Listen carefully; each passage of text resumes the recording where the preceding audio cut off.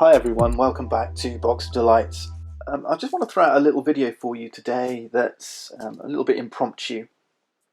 You may have seen from my last vlog that I'm working on Pax Pamir 2nd edition, Cole Worley's game, a re-implementation of Pax Pamir 1st edition from Sierra Madre Games. This one is independent of Sierra Madre. I think Cole is setting up his own publishing house now called Whirligig Games, and Pax Pamir second edition is looking really solid. But high production. Kickstarter is a few days from completion right now. And he reached out to me because I did the Shere Khan solo rules for first edition to see if I could do something similar for second edition.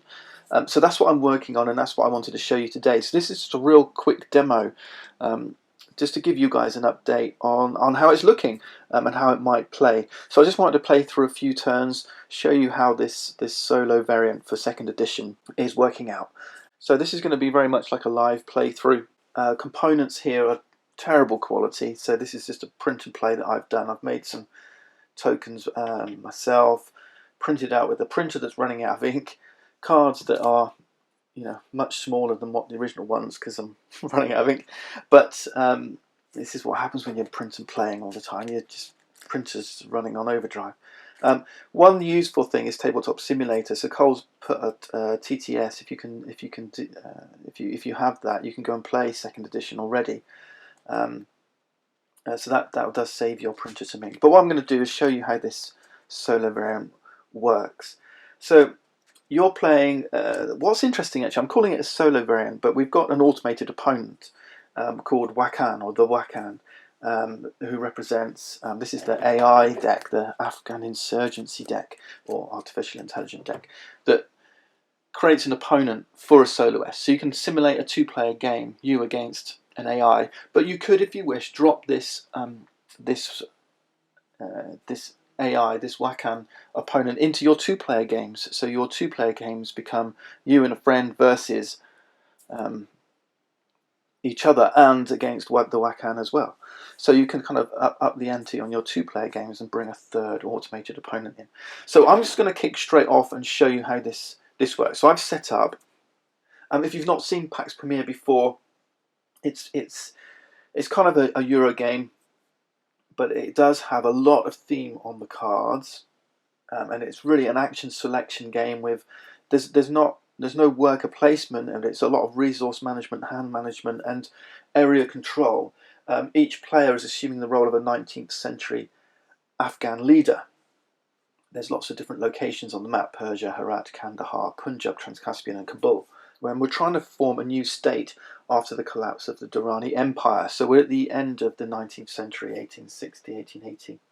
And you're going to be building a tableau of cards, and the tableau of cards give you access to actions, and those actions allow you to act out on the board. Brilliant. It's really good. It's a fantastic game. So I'm really privileged to be able to try and present a solo variant for you. So let's dive straight in and see how this works. The first thing you do is you're loyal to one of three coalitions. In the first edition they had associated with nations. In second edition they're just green, yellow, pink. Alright, and they have an icon with them. So green is this eagle, yellow is a bear, and pink is a lion.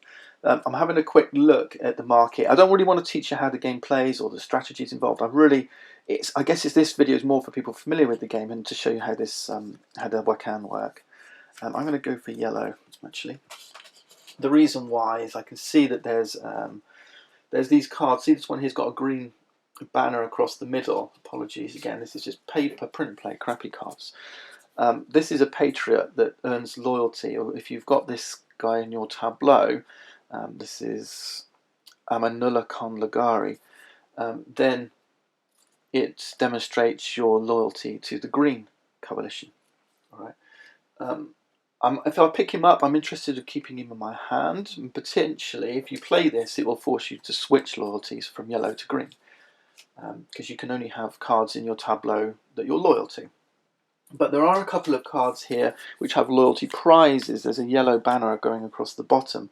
If these are in your tableau or an opponent's tableau, the Wakan's tableau, and you put a spy here, these are your tokens, you can betray it and get earn this as a loyalty prize. Now the idea is that, so I can see that there's a couple of loyalty prizes here that might win me yellow loyalty, a green here which may allow me to switch loyalty.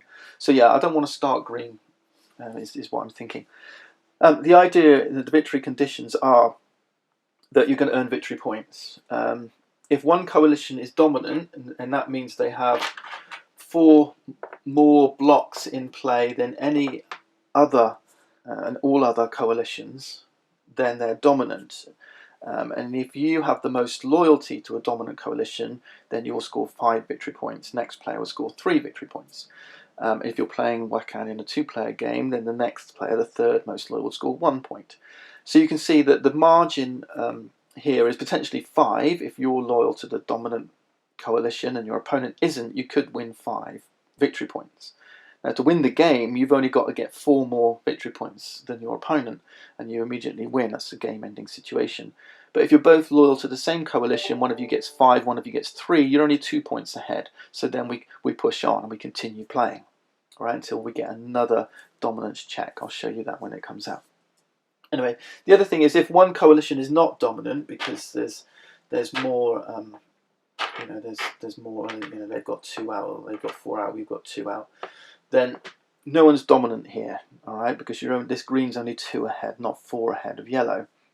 Then it comes down to who's got the most cylinders in play. If you've got the most cylinders in play, now cylinders are either spies when they're sitting on your cards in your tableau, or they're tribes when they're sitting on the board here. If you've got the most cylinders in play, then you score 3 victory points. So not enough for an outright win. And then second place gets 2 victory points, so it's a margin of just 1 victory point when that happens. So I like that second edition has really simplified things in terms of how the game plays. But anyway, I think that's enough background. I really want to get straight into the gameplay and show you how this thing works. All right, so on your turn, it's very simple. You can purchase, you can play, you can discard. You've got 1 of 3 things. All right, so I've chosen my loyalty first.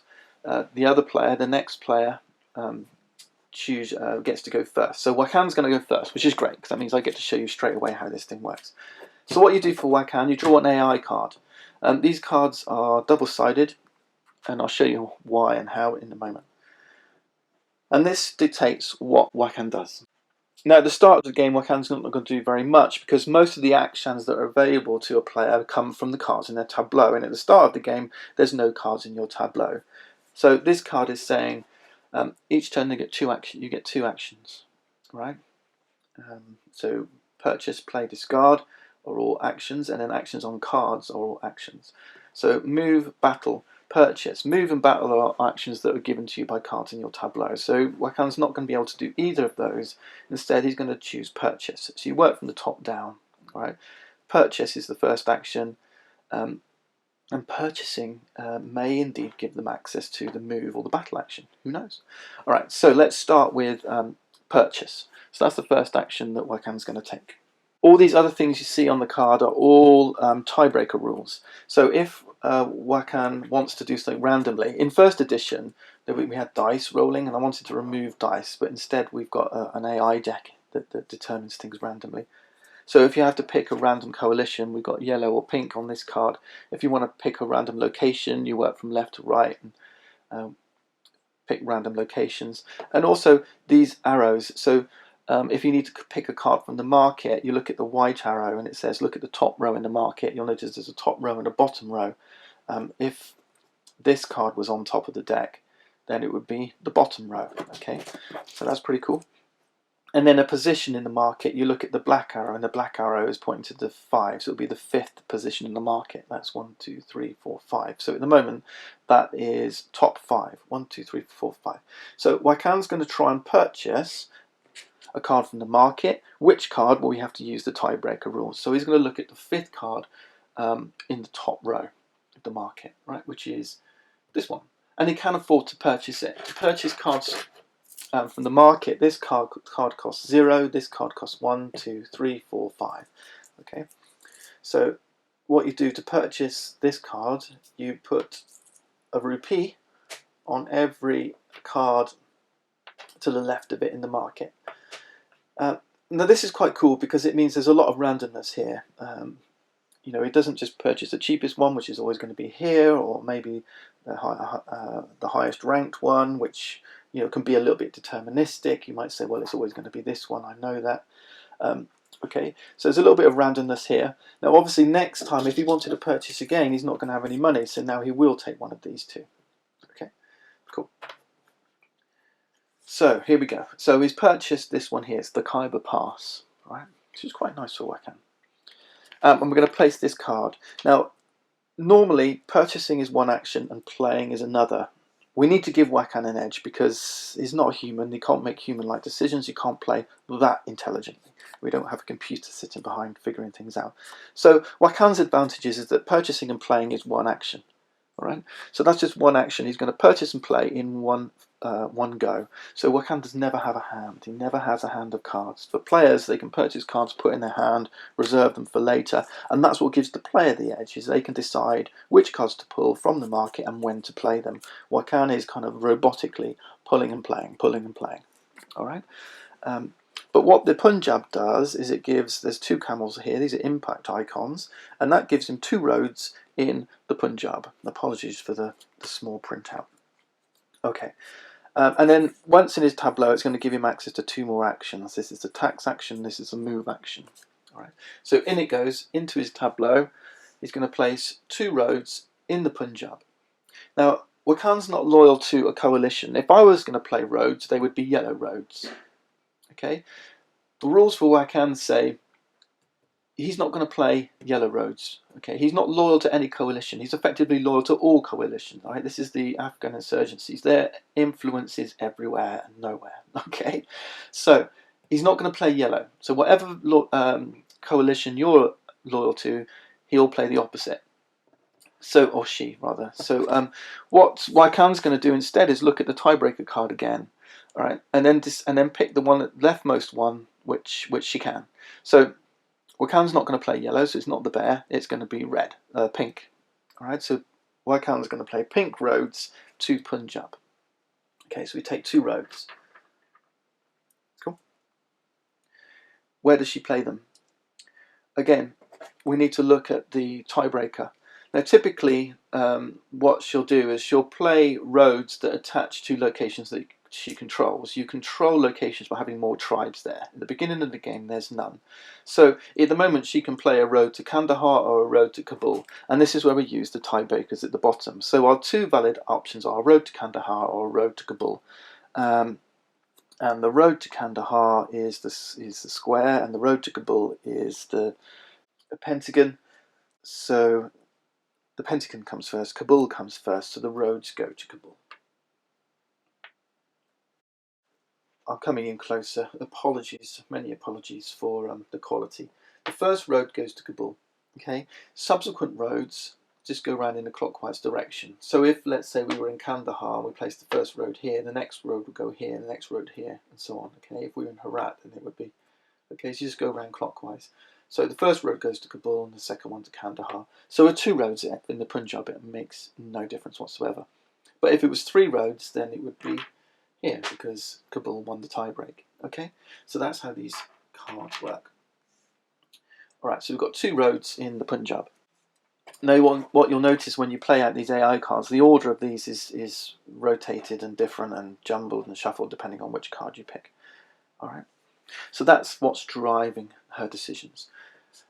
Okay, now the next time we start, so she's done purchase, she's got 1 action left, so she could move.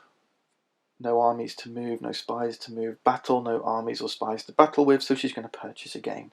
So we do exactly the same again, and we purchase again.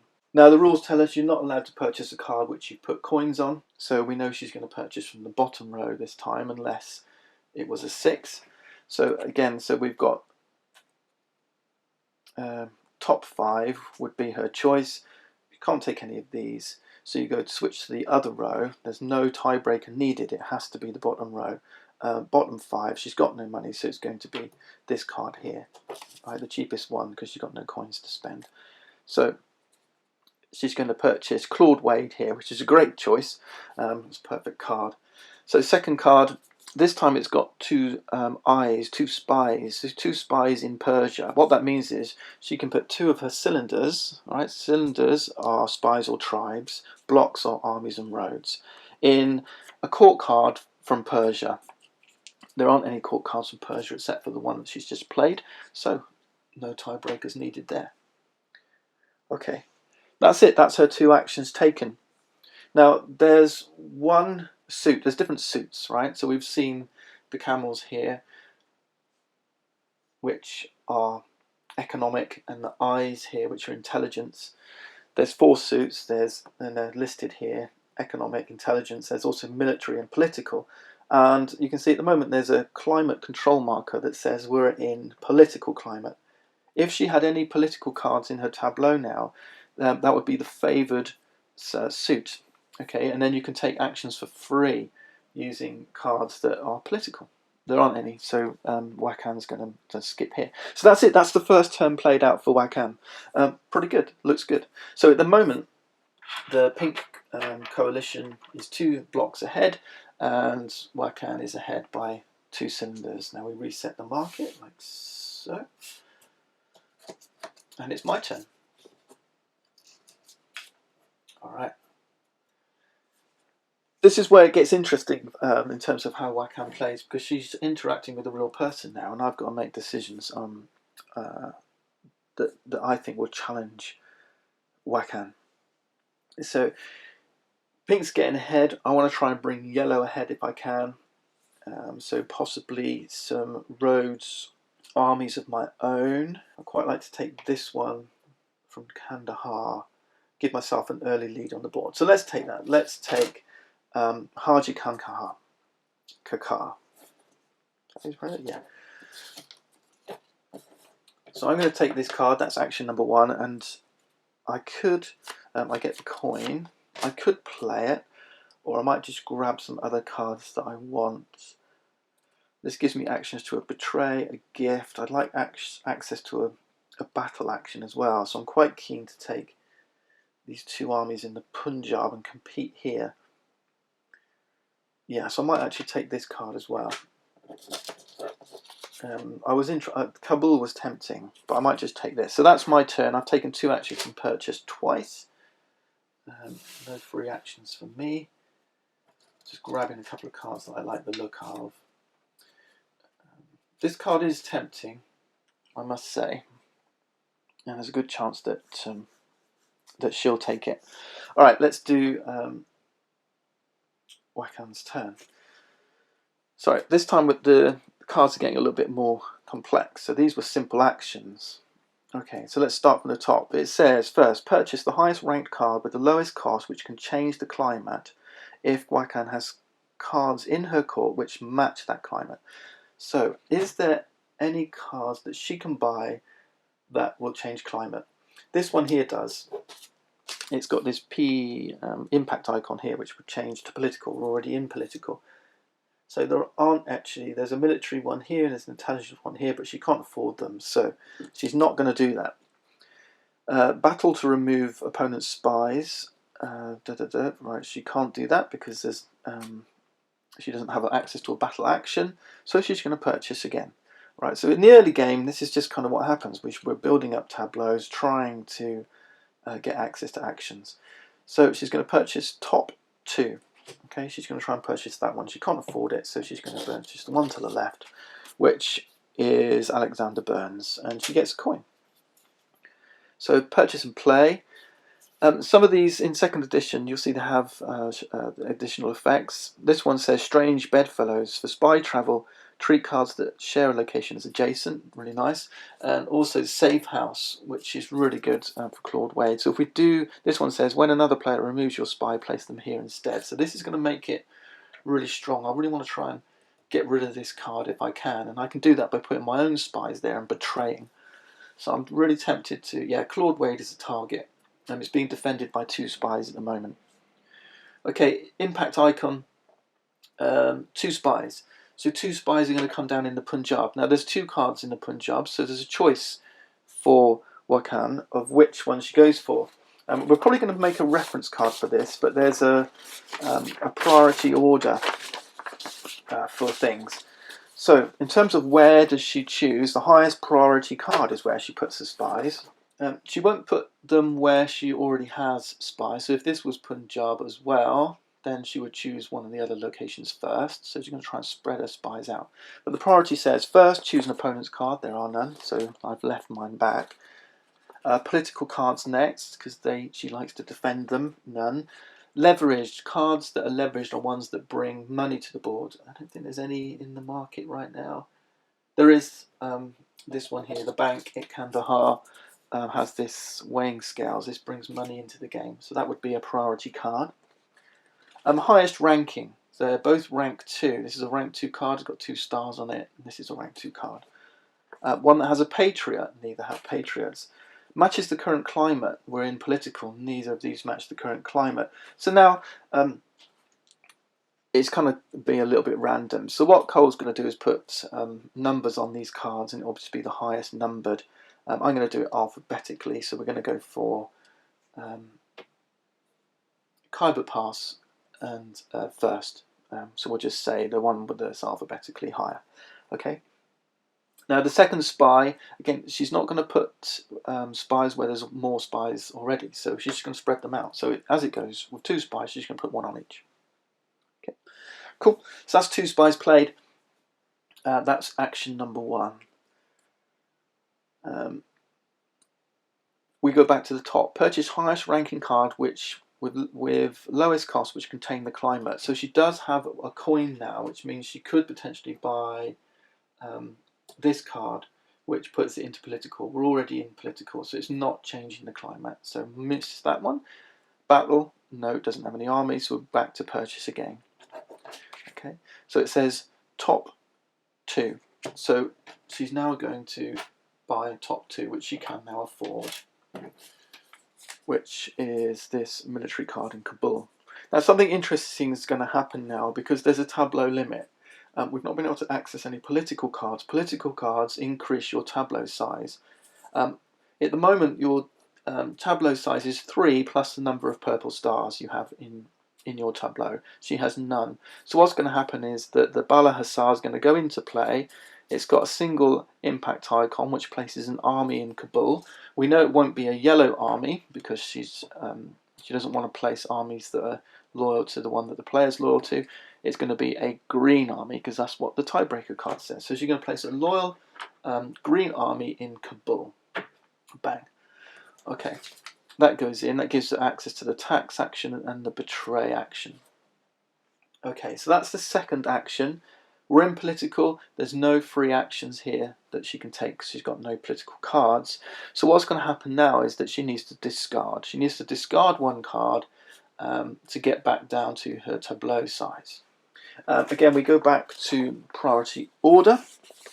So we just pick out which are the highest priority cards. Opponent's cards, political cards have higher priority, leveraged, highest ranking. So these 3 have a higher priority than the one here in Kabul. So all she's going to do is discard this one. It's the lowest priority card.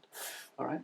So it still worked. All right. Buying and playing and discarding Kabul managed to get an army down here. Okay, which works against the player. Cool. No more actions to take, so we move to my turn. So you can see that she plays out quite quickly. You just follow the cards and do the actions. But it's quite straightforward as it goes. Right, my turn. I've got quite a lot of money. I'm a little money bank, so I'm quite interested in taking this one here in Kabul. In fact, it's very tempting. But I can't take it yet because my hand limit is 2 plus the number of blue stars in my tableau. All right, and I've got 2 cards in my hand already. So actually, I'm going to play this card here. I'm going to play Haji Khan Kakar to get 2 tribes and an army down in Kandahar. Right, so here we go. Let's see. I'm going to play, yeah, two tribes. So these are tribes down in Kandahar. And what's interesting is if you have the most units in a location, you take control of it. So I'm controlling Kandahar now, which is really cool because if Wakhan wants to play actions or play cards in Kandahar, she's going to have to pay me a bribe. Alright, so controlling locations is cool. and 1 army. I'm loyal to yellow, so we get a yellow army in Kandahar, which is good because now I can destroy this road. So things are working out pretty cool with how I'm playing as it goes. Right, so that's action number 1. Now I can purchase. I would like some spies, and I would like to get this political card. So yeah, I'm actually going to purchase this while I can. So we're going to purchase Amanullah Khan Logari. I don't really want to switch allegiance. Yeah, maybe that's not a good idea. There's an event card here, so maybe I'll purchase this. This is a useful card actually. This is called New Tactics. Your military cards are always considered to match the current climate until the next dominance check. I've got a military card which I'm thinking of playing, so I'm going to take that. I do get a free action, so I can't betray. Betray is what you do when you've got spies on cards, but there is the gift action. He's a long way ahead in cylinders at the moment. Is it too soon? I think it's too soon to start gifting, so I'm going to keep my money and end my turn there. All right. If I hadn't purchased that event, by the way, it would have gotten discarded now, and the discarded effect would have hit, which is turn climate to military. I'm just going to put this here to remind me. Alright, Wakan's turn. If Wakan has fewer spies than another player, she doesn't, she has most. Battle on a court card, which spies versus spies. So we're going to go back to purchase again. So this time it's bottom 3, which she can't afford, but bottom 1 she can. So she's buying this military card from Kandahar. She's putting another tribe here. Now, I control Kandahar. So although she's purchased this card, she can't afford to pay the bribe. So she's just going to discard it instead. Okay. She's going to purchase again. She can't buy this one because she's put a coin on it. So she's going to buy this card in here in Transcaspia, which she can play because no one controls that. But she's a bit money short at the moment, which is strange for Wakan because normally, right, by buying that expensive card at the beginning, it kind of works. It was a good card, but you know, she needs to get some leverage cards and pick up some of these cheaper ones. And normally that would happen. It's just the way it's falling at the moment. So 2 roads in Transcaspia. Which side of her tableaus does she put it? I should have pointed that out. It would be next to the highest priority card. With these two kind of being equal priority at the moment, we're going to say this one here because it's got alphabetically higher. So she's placing it to the left. 2 roads in Transcaspia, not yellow, but they're going to be green roads, because green has priority. And she doesn't control any locations adjacent, so we look to see which one is first. It could be any one of these 3. Kabul, Herat, or Persia. Kabul's first, so the first one's going here, and then we go clockwise like so. Still doesn't have any political cards, so she's over a tableau limit again. So again, it's just going to be the highest numbered card, which is the one we've just played. So play and discard. Okay. So I'm controlling all the money at the moment, so I know that she's looking to take. If I take this, then that's again, there's no money in the market. She's going to be pretty messed up in terms of money. There is this one as well, which has leverage, so she's going to get some money this time. Right, the first dominance checks come out. No coalition has dominance at the moment. You can see green's got 3 on the board, pink's got 2, yellow's got 1. So it's going to come down to cylinders. So at the moment, if I purchase dominance, then Wakan's going to get the most points. Now what's going to happen is that she's going to purchase this as soon as she can to steal the points. So I need to get cylinders on the board because I know she's going to get money. So I've got a few turns yet. So to get cylinders on the board, I need spies or tribes. So this one or this one here in Kandahar. What else is there? Yeah, yellow's not really working for me at the moment. So I think we're going to go with the other benefit of taking this one is if I get this in my tableau, it increases my hand size by 2. So I'm quite keen to play this, I think. Charles Masson also has a safe house, so my spies can now go here as well. So I'll put this here. 2 spies in Kandahar. No one controls Kandahar. No, I control Kandahar. So I can put them wherever I want. I'm going to put them here actually. A move action would have been good, because then I could move my spies around and get rid of. So that was purchase and play. That's my 2 actions. Bribe and gift. No. Alright, that's my turn over. Okay. Alright, let's see what she does. She's going to move as a first action. So, oh, interesting. Alright, interesting. Alright, she's going to take the move action first. She hasn't got enough money to buy dominance. She would if she could. So what she's going to do is she's going to try and move her spies to higher priority cards. She's got 3 move actions. What she's going to try and do is hit high priority cards first.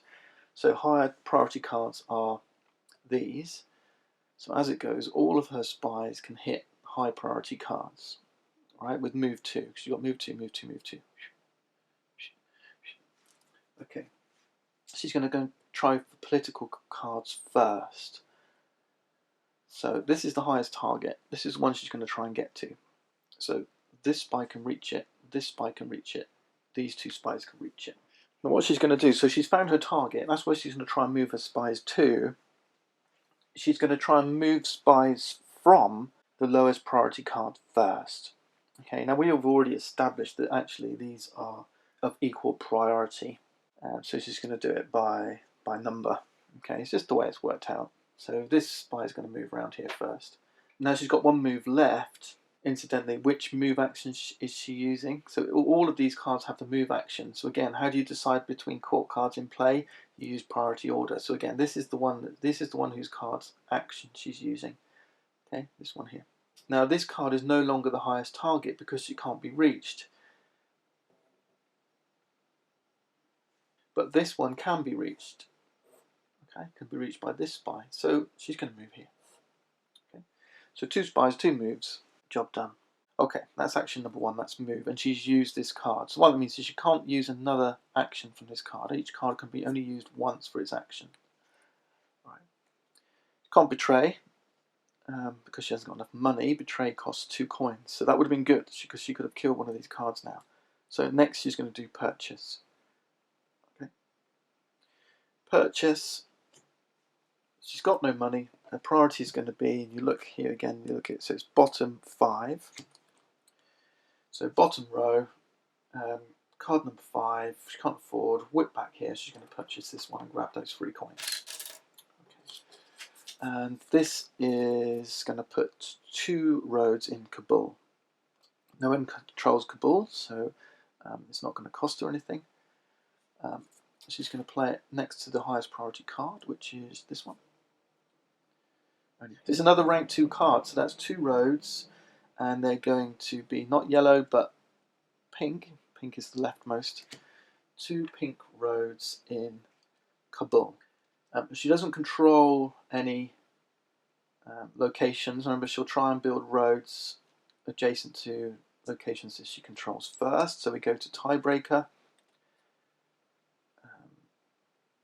Transcaspia comes first. It's the one that's got priority. So here and then clockwise would be back here.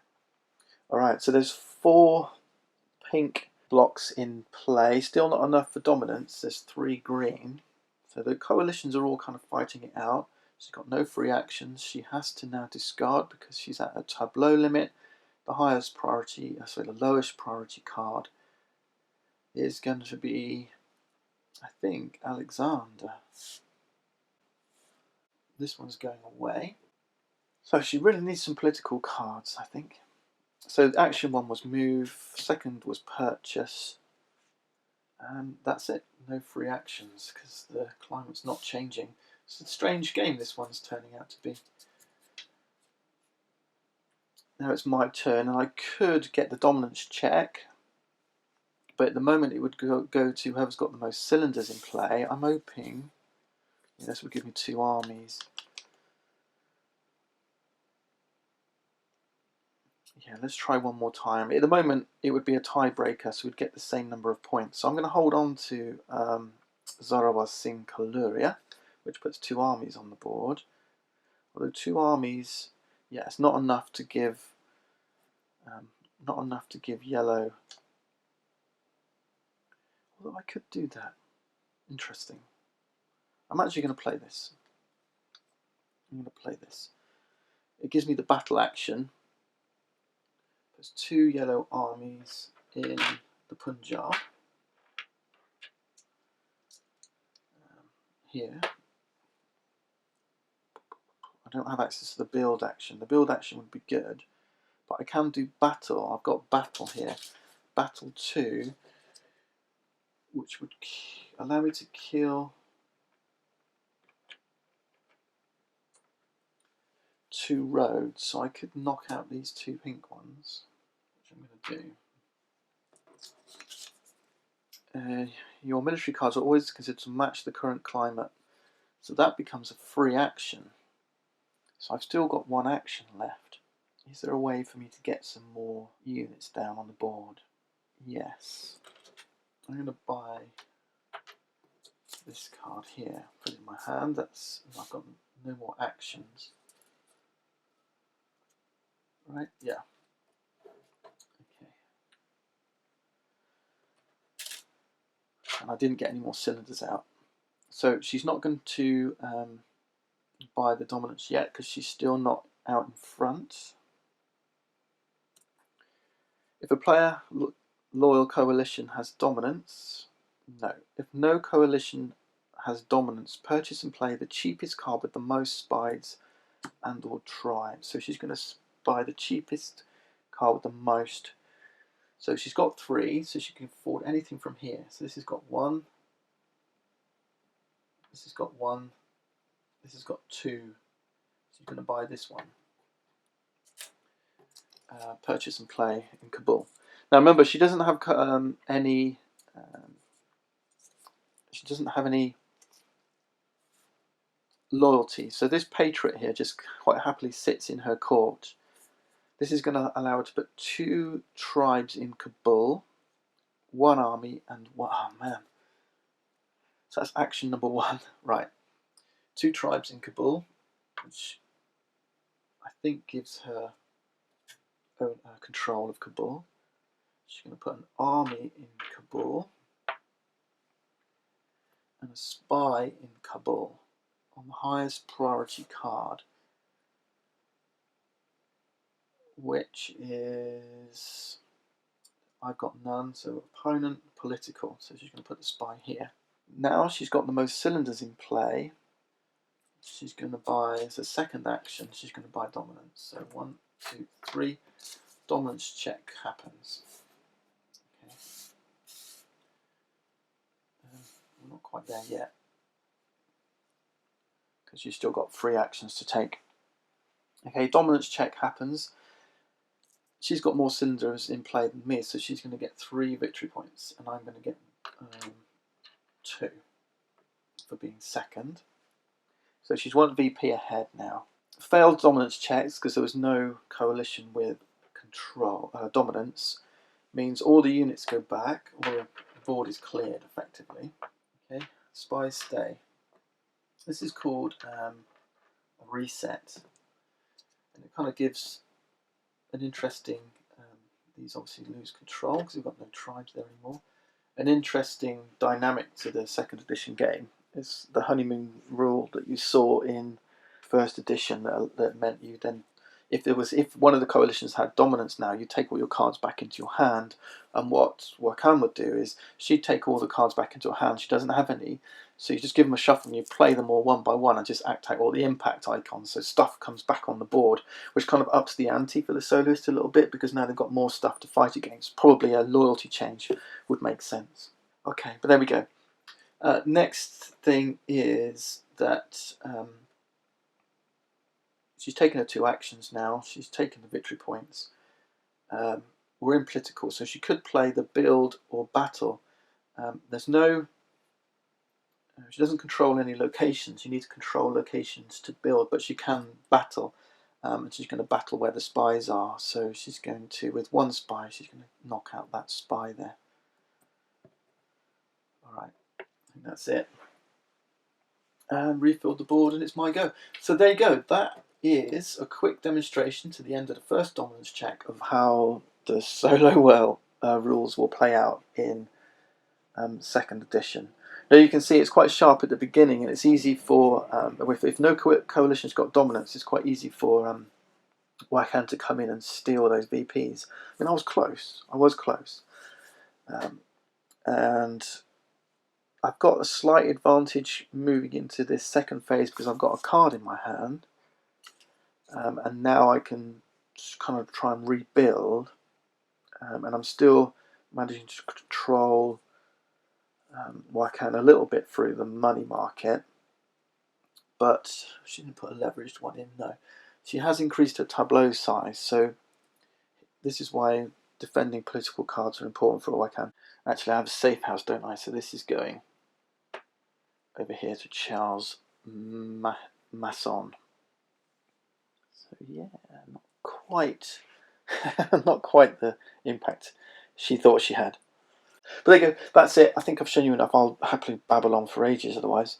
That's Pax Pamir's 2nd edition solo game. I hope you've enjoyed this little demonstration. Remember, this is all development stage right now. Everything you see here is print and play, custom components, and the rules and the cards have not been completely tied down yet. So balancing, playtesting, maybe a little development further. But look out, there's only a few days left on the Kickstarter campaign.